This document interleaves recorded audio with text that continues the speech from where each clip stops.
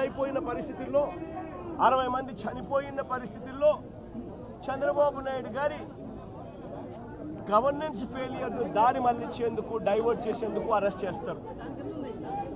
అసలు ఈ కేసుకు సంబంధించి పూర్వాపరాలు చూస్తే ఈ కేసుకు సంబంధించి 3 సంవత్సరాల పైచిలకు 3-4 సంవత్సరాల కిందట జరిగిన ఈ కార్యక్రమం ఈ ఘటన 2021 అంటే దాదాపుగా 4-5 సంవత్సరాల కిందట జరిగిన ఘటన. దాదాపుగా 4 సంవత్సరాల కిందట జరిగిన ఘటనలో ఈరోజు టాపిక్ డైవర్ట్ చేసేందుకు 4వ తారీఖు రాత్రిన సురేష్ను దళిత ఎంపీని విజయవాడ డిప్యూటీ మేయర్ భర్తను అరెస్ట్ చేస్తారు. నేను అడుగుతా ఉన్నా, సూటిగా నేను ఒక ప్రశ్న అడుగుతా ఉన్నా, ఆ రోజు ఏం జరిగింది? తెలుగుదేశం పార్టీకి సంబంధించిన అఫీషియల్ స్పోక్స్ పర్సన్ పట్టాభి అనే వ్యక్తి ఆ రోజు సిట్టింగ్ ముఖ్యమంత్రిగా ఉన్న అప్పట్లో సిట్టింగ్ ముఖ్యమంత్రిగా ఉన్న వ్యక్తిని బోసిడీకే అని తిట్టాడు. బోసిడీకే అంటే ఏమిటో తెలుసా? తెలుగుదేశం పార్టీ కార్యాలయంలో తెలుగుదేశం పార్టీ అధికార ప్రతినిధి ముఖ్యమంత్రిని ఆ రోజు అన్న మాట లంజా కొడక అని.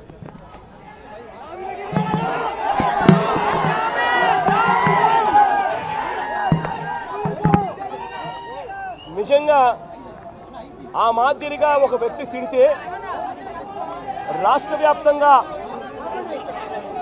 ఆ ముఖ్యమంత్రిని ప్రేమించే వాళ్ళు, వైఎస్ఆర్ కాంగ్రెస్ పార్టీని అభిమానించే వాళ్ళు, రాష్ట్ర వ్యాప్తంగా ఉన్న వాళ్ళందరికీ కూడా కడుపు మండదా?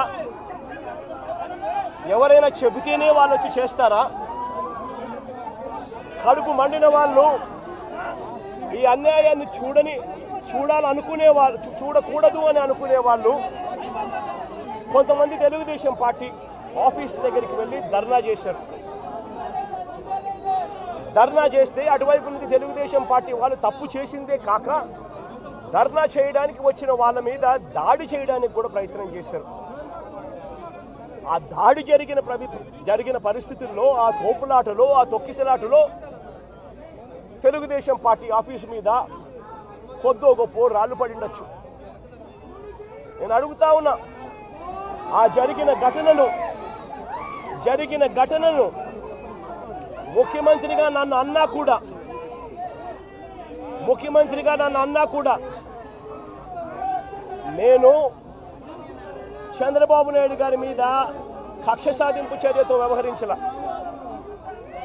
రాళ్ళు పడినాయి అని చెప్పి ఎప్పుడైతే తెలిసిందో వెంటనే అటువంటి ఆ ఘటనకు పోయిన వాళ్ళందరినీ కూడా ఎవరెవరు పోయారు అని చెప్పి ఆధారాలు చూసి, అక్కడ ఉన్న సీసీ కెమెరాలో, అక్కడున్న ఒక్కొక్క సెల్ ఫోన్ లొకేషన్స్, ఇవన్నీ ఆధారాల మేరకు చూసుకొని ఎవరెవరైతే పోయారో వాళ్ళందరినీ కూడా 41A ఇచ్చి వాళ్ళందరినీ కూడా అరెస్ట్ చూపించి కోర్టులో ప్రొడ్యూస్ చేయడం కూడా జరిగింది. ఎందుకంటే 7 ఏళ్ల లోపు ఉన్న కేసు ఇది. శిక్షా కాల పరిమితి 7 ఏళ్ల లోపు ఉన్న శిక్షా కాలం పరిమితి ఉన్న కేసు ఇది. కాబట్టి దీంట్లో అరెస్ట్ చేయడం అన్నది it does not serve the purpose. కాబట్టి 41A ఇచ్చి కోర్టుకు హాజరుపరచడం కూడా జరిగింది. మన ఇంత నిబద్ధతతో ఆ రోజు మేము అడుగులు వేసాం. ఇంత నిబద్ధతతో ఆ రోజు నిబద్ధతతో అడుగులు వేసి వాళ్ళందరినీ కూడా హాజరుపరిచి 41A కింద వాళ్ళందరికీ కూడా నోటీసులు ఇచ్చి వాళ్ళందరినీ కూడా కోర్టు ప్రొడ్యూస్ చేశారు. నేను అడుగుతా ఉన్నా, ఈరోజు సురేష్ కానీ లేకపోతే వీళ్ళు అరెస్ట్ చేసిన డిప్యూటీ మేయర్ హస్బెండ్ కానీ వీళ్ళల్లో ఏ ఒక్కరైనా కూడా ఆ రోజు కనీసం లొకేషన్లో ఉన్నారా? వీళ్ళ సెల్ ఫోన్లు ఎక్కడున్నాయో ట్యాగ్ చేస్తే తెలీదా? తెలుగుదేశం పార్టీ ఆఫీస్లో సీసీ కెమెరాలు ఉండవా? ఆ సీసీ కెమెరాల ఫుటేజ్ చూస్తే తెలీదా? మరి అలాంటప్పుడు వీళ్ళెవరూ లేనప్పుడు 4 ఏళ్ల తర్వాత జరిగిన ఘటనలో మీరు ఇష్టం వచ్చినట్టుగా ఇప్పుడు మళ్ళీ దాన్ని తవ్వి దాంట్లో ఫాల్స్ విట్నెస్లన్నీ జోడు చేసి దాంట్లో ఉన్న వాళ్ళందరినీ భయపడిచి ప్రలోభాలు పెట్టి వాళ్ళతో లేనిపోని పేర్లన్నీ రాయిచ్చేసి నీ ఇష్టం వచ్చినట్టుగా నువ్వు అరెస్టులు చేయడం మొదలు పెడతా ఉన్నావు. రాష్ట్ర వ్యాప్తంగా కూడా ఇదే జరుగుతూ ఉంది. ఈ ఒక్క కేసే కాదు, ఇదే మాదిరిగానే రాష్ట్ర వ్యాప్తంగా కూడా జరుగుతూ ఉన్నాయి. పోలీసులు ఏ స్థాయికి దిగజారిపోతా ఉన్నారు అనంటే అటువంటి పాత కేసులలో కావాలని వీళ్ళే తప్పుడు సాక్ష్యాలు క్రియేట్ చేస్తూ ఉన్నారు.